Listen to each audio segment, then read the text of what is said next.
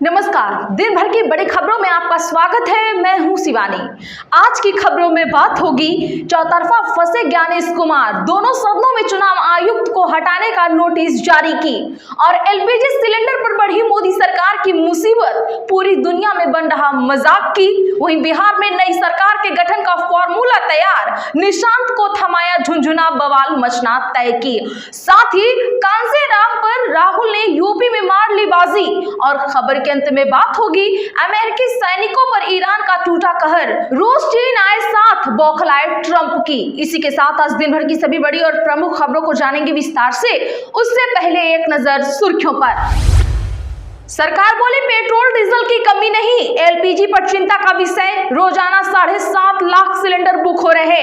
Iran जंग से पहले 55.7 लाख होते थे।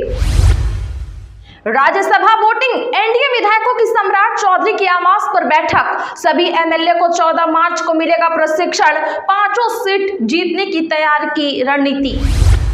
मुंगेर AK-47 तस्करी कांड, पटना के एनआईए कोर्ट में हुई सुनवाई, पूर्व फौजी समेत 5 दोषी करार, 5 को 10 साल की सजा, 8 साल काट चुके हैं।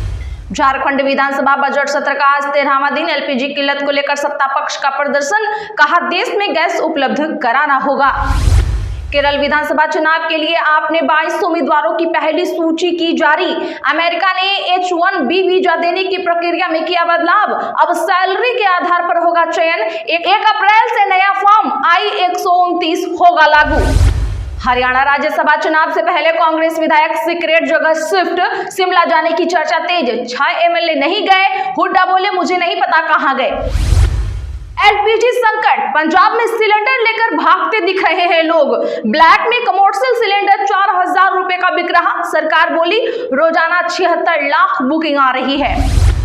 5 बार जब एमपी बना तब गिरिराज आप पैदा लिए, सदन में केंद्रीय मंत्री पर भड़के पप्पू यादव, कहा ये मेरे घर पर आकर भूजा खाते थे। राज्यसभा चुनाव में कांग्रेस को हॉर्स ट्रेडिंग का डर, ओडिशा से 8 विधायक बेंगलुरु भेजे, हरियाणा में लंच पर बुलाया, कहा 5 जोड़ी कपड़े साथ लाएं। कोकराझार में 4570 करोड़ की परियोजनाओं का वर्चुअली उद्घाटन, गुवाहाटी में पीएम बोले दशकों तक बोडोलैंड का एक क्षेत्र विश्वासघात का साक्षी रहा है। सरकार का दावा, देश में तेल और गैस का संकट नहीं, राज्यों को जमाखोरी पर सख्ती के दिए निर्देश। आगामी चुनाव से पहले सीएम बनर्जी का master stroke, SC, ST, OBC समुदायों को लुभाने के लिए किया बड़ा ऐलान। यह सड़क मुस्लिमों के लिए नहीं है, लिखने वाली युवतियां हुई अरेस्ट, सहारनपुर में बोली सनातन के लिए 10 बार जेल जाने को भी हम हैं तैयार। पश्चिमी एशिया संकट के बीच चौथी बार हुई जयशंकर और आराघची की बातचीत, होममुर्जे से मिल रही अच्छी खबर। सहरसा में नीतीश ने सम्राट के कंधे पर रखा हाथ, लोगों से कहा इन्हें बताइए काम हो रहा है, हाथ जोड़कर खड़े रहे डिप्टी सीएम। देश को एकजुट की जरूरत, एलपीजी की कमी वाली खबरों पर शशि थरूर बोले समस्या का जल्द समाधान निकालना चाहिए। राज्यसभा चुनाव से पहले सियासी हलचल तेज, कांग्रेस ने ओडिशा के 8 विधायक कर्नाटक भेजे, क्रॉस वोटिंग का सता रहा है डर। भारत और अमेरिका में महत्वपूर्ण खनिजों पर समझौता जल्द, यूएस राजदूत सर्जियो गोर ने दिया संकेत। आरएसएस की सभा में पहली कतार में बीजेपी अध्यक्ष, संघ की रिपोर्ट, केरल में 1 लाख मुस्लिम ओडिसाइयों के घर तक पहुंचे, भागवत कर रहे समीक्षा। ईरान के सुप्रीम लीडर खामनेई के मरने पर लद्दाख में हो रहा प्रदर्शन, लेह में हजारों लोग सड़कों पर उतरे। चलिए जानते हैं बड़ी और प्रमुख खबरों को विस्तार से। उससे पहले वीडियो को लाइक करें, साथ ही आपसे रिक्वेस्ट खबरों को आखिर तक जरूर देखें। एलपीजी संकट पर लोकसभा में विपक्ष ने की नारेबाजी, विपक्ष ने दोनों सदनों में मुख्य चुनाव आयुक्त को हटाने का दिया नोटिस। जी हां, बता दें कि संसद के बजट सत्र के दूसरे फेज के 5वें दिन यानी आज भी विपक्ष ने जमकर हंगामा किया। राहुल गांधी समेत विपक्षी सांसदों ने 8 निलंबित सांसदों की वापसी की मांग की। इस पर स्पीकर ओम बिरला ने कहा सदन की मेजों पर चढ़ोगे तो यही एक्शन होगा। लोकसभा में हंगामे का कारण पहले 12 बजे तक कार्यवाही स्थगित कर दी गई। लोकसभा में हंगामे के कारण पहले 12 बजे तक कार्यवाही स्थगित कर दी गई। इसके बाद दूसरी बार बाद 2 बजे तक फिर से कार्यवाही स्थगित कर दी गई। 2 बजे शुरू हुई कार्यवाही भी केवल 1 ही घंटा तक चल पाई। इसके बाद लोकसभा को 16 मार्च तक के लिए स्थगित कर दिया गया। इस दौरान विपक्ष ने पीएम मोदी के खिलाफ जमकर नारेबाजी की। लोकसभा में वित्त मंत्री निर्मला सीतारमण ने कहा, विदेशों में हो रहे घटनाक्रम के कारण हमारे देश में कुछ मुश्किलें खड़ी हो रही हैं। सरकार जरूरी फंड मुहैया कराने और पूरी तैयार रहने के लिए कदम उठा रही है। ऐसे समय में विपक्ष को सरकार के साथ कंधे से कंधा मिलाकर खड़ा होना चाहिए, लेकिन वह गैर जिम्मेदाराना हरकत कर रहा है। वहीं तृणमूल कांग्रेस संसद के दोनों सदनों में मुख्य चुनाव आयुक्त ज्ञानेश कुमार के खिलाफ महाभियोग प्रस्ताव किया। लोकसभा में कुल 128 विपक्षी सांसदों और राज्यसभा में 63 सांसदों ने सीईसी ज्ञानेश कुमार को पद से हटाने की मांग वाले प्रस्ताव पर हस्ताक्षर किए। इस प्रस्ताव पर लोकसभा में 100 सदस्यों या राज्यसभा में 50 सदस्यों के साइन होना अनिवार्य है, जैसा कि आपको पता भी होगा। संविधान के अनुच्छेद 324 में कहा गया है कि मुख्य चुनाव आयुक्त को केवल उसी प्रक्रिया और उन्हीं आधारों पर हटाया जा सकता है जिससे सुप्रीम कोर्ट के किसी जज को हटाया जाता है। लखनऊ में राहुल बोले, मोदी साइकोलॉजिकली खत्म, अमेरिका के आगे नरेंद्र ने सरेंडर कर दिया। जी हां, बता दें कि लोकसभा में नेता प्रतिपक्ष राहुल गांधी आज लखनऊ पहुंचे। उन्होंने दलित वोटर्स को रिझाने के लिए जहां डॉक्टर अंबेडकर और कांसीराम की सराहना की, वहीं Bharat America deal, PM Narendra Modi और भाजपा पर जमकर निशाना साधा। राहुल गांधी ने कहा, केंद्रीय मंत्री हरदीप पुरी का नाम एप्स्टीन फाइल में है। उनकी बेटे की कंपनी में जॉर्ज सोरोस की फंडिंग है। नरेंद्र मोदी साइकोलॉजिकली खत्म हो चुके हैं। नरेंद्र मोदी अब भारत के प्रधानमंत्री नहीं रहे, वे अमेरिका का काम कर रहे हैं। जब मैं ये बात संसद में बोलने जा रहा था तो नरेंद्र मोदी जी उठकर वहां से भाग गए। नरेंद्र मोदी ने देश की एनर्जी सिक्योरिटी से समझौता कर दिया है, क्योंकि अब अमेरिका तय कर रहा है कि हम तेल कहां से लेंगे। एनर्जी सेक्टर के हालात अभी और खराब होंगे। राहुल गांधी ने कहा, कांसीराम जी समाज में बराबरी की बात करते थे और कांग्रेस अपना काम पूरी तरह से नहीं कर सकी। यही कारण है कि कांसीराम जी सफल हुए। अगर कांग्रेस भी ठीक उसी तरह से काम करती तो कांसीराम कभी सफल ना होते। उन्होंने कहा, अगर जवाहरलाल नेहरू जी जिंदा होते तो कांसीराम जी कांग्रेस के मुख्यमंत्री होते, लेकिन आज भाजपा ने समाज को 15 और 85 बांट दिया है। फायदा सिर्फ 15% वालों को ही मिल रहा है, 50% को अलग अलग कर दिया गया।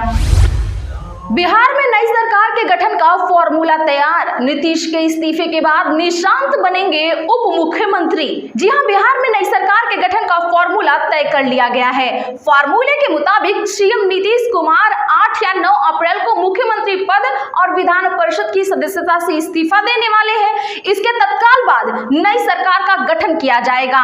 जदयू को डिप्टी सीएम के 2 पद सहित भाजपा के बराबर 15 मंत्री पद दिए जाएंगे। पहले की तरह गृह विभाग और विधानसभा स्पीकर का पद भाजपा के ही पास रहेगा। इसके साथ ही जेडीयू पहली बार राज्य में आधिकारिक रूप से भाजपा के छोटे भाई की भूमिका में होगी। जेडीयू के वरिष्ठ नेता के मुताबिक निशांत का डिप्टी सीएम बनना और अपने पिता नीतीश की विधान परिषद की सीट पर उपचुनाव लड़ना तय है। दूसरा डिप्टी सीएम कौन होगा, इस पर विमर्श जारी है। नीतीश के इस्तीफे के बाद निशांत को विधायक दल का नेता चुना जाएगा। योजना उन्हें जल्द ही नीतीश की जगह पार्टी का अध्यक्ष बनाने की भी है। वहीं नई सरकार में लोजपा यानी चिराग पासवान 2 और आरएलएम व हम को एक मंत्री पद दिए जाएंगे। चूंकि नई सरकार में दोनों डिप्टी सीएम जेडीयू के होंगे, इसीलिए विभागों के बंटवारे पर राजग को नए सिरे से माथापच्ची करनी होगी। हालांकि ये तय है कि विधानसभा अध्यक्ष का पद और गृह विभाग पहले की तरह भाजपा के पास ही रहेगा। ट्रंप का दावा, ईरान जल्द सरेंडर करेगा, उसके मिसाइल ड्रोन खत्म होने वाले हैं। इराक में 4 अमेरिकी सैनिक मरे। जी हां, अमेरिकी राष्ट्रपति डोनाल्ड ट्रंप ने दावा किया है कि ईरान जल्द सरेंडर कर सकता है। न्यूज वेबसाइट एक्सियोस के मुताबिक G7 नेताओं के साथ वर्चुअल बैठक में ट्रंप ने कहा कि अमेरिका इजराइल के सैन्य अभियान से ईरान पर भारी दबाव बना है। ट्रंप ने कहा कि ईरान की नौसेना और वायुसेना को बड़ा नुकसान हुआ है और उसकी मिसाइल व ड्रोन क्षमता तेजी से खत्म की जा रही है। उन्होंने ऑपरेशन एपिक फ्यूरी का जिक्र करते हुए कहा कि इस अभियान से बड़ा असर पड़ा है। इसी बीच पश्चिमी इराक में अमेरिकी एयरफोर्स का KC-135 रिफ्यूलिंग विमान क्रैश हो गया। अमेरिकी सेंट्रल कमांड के मुताबिक विमान में सवार 6 में से 4 सैनिक मर गए, जबकि 2 अभी लापता हैं और उनकी तलाश जारी है। इस घटना के बाद ईरान के साथ जारी युद्ध में मारे गए अमेरिकी सैनिकों की संख्या बढ़कर अब 11 हो गई है। ईरान की मदद के लिए आगे आया चीन। पर्दे के पीछे ईरान का कर्ज चुका रहे पुतिन। बता दें कि मध्य पूर्व में जारी तनाव और जंग में एक तरफ ईरान है तो दूसरी तरफ ताकतवर अमेरिका और उसका दोस्त इजराइल है, जो रोज ईरान की राजधानी तेहरान समेत अन्य शहरों को निशाना बना रहा है। बावजूद इसके इस जंग के 14वें दिन भी ईरान पूरी ताकत के साथ डटा हुआ है और खाड़ी देशों में अमेरिकी सैन्य अड्डों और तेल ठिकानों पर हमले कर उन्हें आर्थिक और रणनीतिक नुकसान पहुंचा रहा है। इस जंग में ईरानी हमले में अमेरिका और इजराइल को भी बड़े पैमाने पर नुकसान पहुंच रहा है। ऐसे में इस बात की अटकलें जोर मारने लगी हैं कि क्या रूस अपने मित्र ईरान को गुपचुप समर्थन दे रहा है, जिसकी बदौलत वह 2 बड़ी ताकतों से लोहा ले रहा है। और वहीं चीन ने ईरान में एक प्राथमिक विद्यालय पर हुए हालिया अमेरिकी हमले में छात्रों के मरने पर चीन ने गहरा दुख व्यक्त करते हुए $2 लाख अमेरिकी डॉलर की मदद देने की घोषणा की है। चीन के विदेश मंत्रालय के प्रवक्ता गुओ जियाकुन ने आज बीजिंग में संवाददाता सम्मेलन में यह जानकारी दी। जियाकुन ने बताया कि चीन ने इस दुखद घड़ी में प्रभावित परिवारों के प्रति सहानुभूति जताते हुए वित्तीय मदद का फैसला लिया है। उन्होंने बड़ा फैसला करते हुए कहा कि red cross society of China ने ईरानी रेड क्रिसेंट सोसाइटी को $2 लाख अमेरिकी डॉलर की आपातकालीन मानवीय सहायता प्रदान करने का फैसला किया है। तो आज के लिए बस इतना ही। ऐसी ही खबरों के लिए चैनल सब्सक्राइब करें और बगल में घंटी के निशान को जरूर दबा लें। वीडियो को लाइक शेयर करना ना भूलें।